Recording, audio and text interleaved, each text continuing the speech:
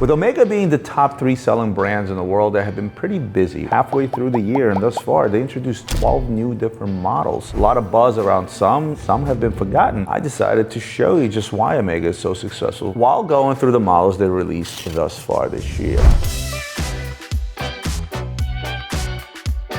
I think one of the more exciting releases was the Speedmaster lacquered dial. Whenever you take a popular brand and then you take a popular model within that brand, Omega is a very popular brand. Speedmaster is the most iconic Omega out there. If you look historically at any old collectible pieces, be it Omega or Rolex, a lacquered dial watches always fetch buku dollars because it's not an easy material to work with. Not a lot of them survive over the years and therefore they become highly priced and highly coveted. And the biggest surprise of this watch was the fact that it wasn't limited. Omega is also one of those brands that tends to spit out a limited edition every time somebody goes to the bathroom at the boardroom. But this is not a limited edition, this is a regular production, sort of allowing access to those that normally may not get a chance to grab a certain limited edition that may be out there. This combines everything, the classic Speedmaster with a beautiful dial. There's something about the Speedmaster that has a stark white dial, and this watch was a hit right out of the gate. They also came out with a couple of two-tone watches. Now, of course, companies need to be fancy. First of all, they don't call them two-tone, they call them bicolor. Same thing as two-tone. Also, they have a funny way of calling golds. They have the Sedna gold and they have the moon phase version. And I know what you're gonna say, so that's rose gold and yellow gold. Exactly, but we gotta be fancy. Overall, I do love the rose gold version most.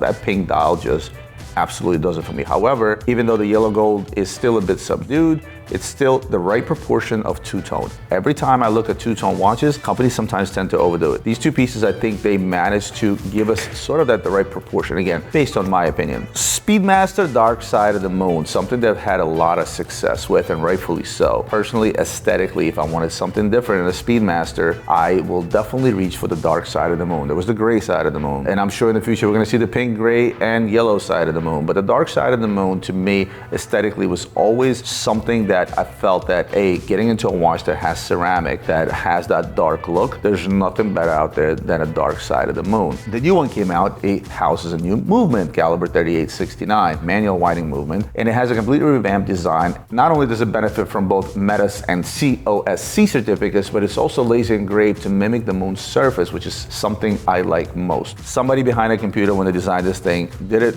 very, very right. They came out with 2 watches, calling them the Speedmaster Chronoscope, again, specifically for the release of the Olympics, to commemorate a 100-day countdown to the Olympics. I didn't know that was a thing. I guess when you make so many limited editions, you have to come up with reasons. My mother-in-law had a bowel movement. I'm gonna make a limited edition to commemorate it. Now I get it, Omega is the official sponsor of the Olympics. I get it that they installed this beautiful countdown clock when it hits 100 days next to the Eiffel Tower. Does that mean I have to come up with a limited edition watch? In either case, let's take a look at the watches and you guys be the judge alongside with me. Customary for the vintage-inspired chronoscope, the watches include the 3 scales, the tachometer scale, the pulsometer scale, and a telemeter scale spread across the bezel and the dial. Those that don't remember, tachometer scale will allow you to calculate average speed. Pulsometer scale is kind of the same, but it's designed to measure heartbeats. And the telemeter scale, in the military, we used to call it the flashing bang theory, right? So they taught us that when you see a flash, you count down 1 Mississippi, 2 Mississippi, 3 Mississippi, till it goes bang, and that's how you know how far something is. How necessary is that in an Olympic watch? I think it's pretty cool to have, because Olympics is all about time. It's all about timing things. But overall, aesthetically, I like the vintage vibe. I love the bracelet. Even though the dial is super busy, it doesn't really overwhelm the construction of the watch.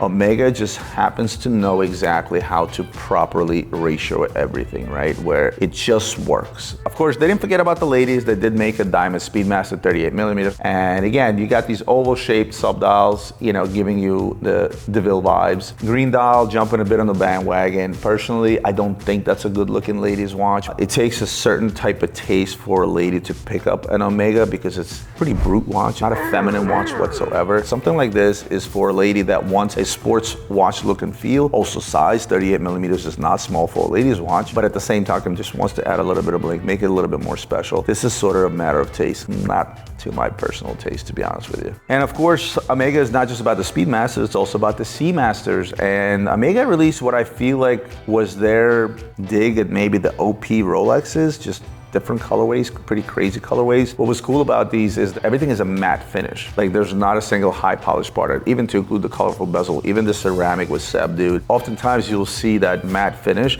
but at least like the corners of the watch or the case will usually be a high polish here. They just went completely matte, completely subdued, utilizing colors that are actually subdued. These are not very bright colors. Like the green is not a bright green. Neither is that pinkish, I don't even know what to call it. They call it sandy. I don't know if that's a color of sand. I think it's more on the pink side, unless you're talking about the pink sand beaches in the Bahamas. I like this one for me. If I had to choose one, definitely gonna go with the Chrono, because I feel like the non-Chronos, if you look at the picture, the non-Chronos is just not, they don't really pop. They just don't do anything for me. Maybe it's because of the dial on the green. Maybe it's, I don't know. Maybe the sandy or the pink one, as I said. Now, the Seamaster Aqua Terra Mondo, named after the Swedish pole vaulter Roman Mondo, is actually a colorway I can get behind. Yes, we have seen blue dial Aqua Terras, but there's just something about this one alongside, again, paying attention to things like the strap working together with the watch, the dial, the markers. To me, this particular watch works. Seamaster Aqua Terras are really not my vibe, but I can get behind these two. And then, of course, we get to the Aqua Terra Black. What they've done here is they replaced the customary horizontal teak pattern on the dial with a black varnish finish, right? It's sort of that enriched lacquered finish, if you will. 38, 34, 41 millimeters. The pictures on this, unfortunately, is not gonna do it justice. That's a watch you have to see in person to really see and appreciate the lacquered dial. It sucks that you can't really display it live in pictures that well. Sticking with the classics, obviously they had the Constellations, and boy, they did like 20 new Constellations out there, again, different sizes, same watches, different sizes. But the coolest part about the additions to the Constellation line was in one of the oldest meteorites in the world, which name I can never ever pronounce. It's 𝗴𝗿𝗲𝗆 or something or other. You guys comment below, you know, with phonetics spell out of that meteorite, but it's one of the oldest known meteorites in the world. And they did a tremendous job. If you look at the pictures and you look at the different color variations across these meteorite dials, again, it's been the same for a long, long time. There's a certain fan base for Constellations. They sell, and they sell really, really well for Omega, believe it or not. The DeVille Prestige two-tone. I like to call this the Rolex 𝗙𝗰𝗲𝗯𝗍 of Omega. Stuff that hasn't really historically sold well for me, but I have to tell you, again, jumping on the bandwagon a little bit with the green, but it works. And it works well. Sporty watches are not for everybody, but a brand is for somebody, right? They want a nice, dressy, thin profile watch to go under their cuff of their shirt. I may not be personally a fan of these watches, and the general public may think this is not the most popular one. However, there's a reason why brands make all that stuff, because there's an ass for every C that they say, right? And every ass is different, so therefore you have to attend to every ass. This just came out completely ass, but that's okay. You guys understand what I'm trying to say. And speaking of ladies' watches that, unlike the Speedmaster ladies I spoke of earlier, the DeVille Mini Tressors are going to be your answer. These are quartz operated watches, nothing fancy in terms of mechanics, but at the end of the day, they're very pretty watches. They're smaller watches, right? The minis are in moonshine gold.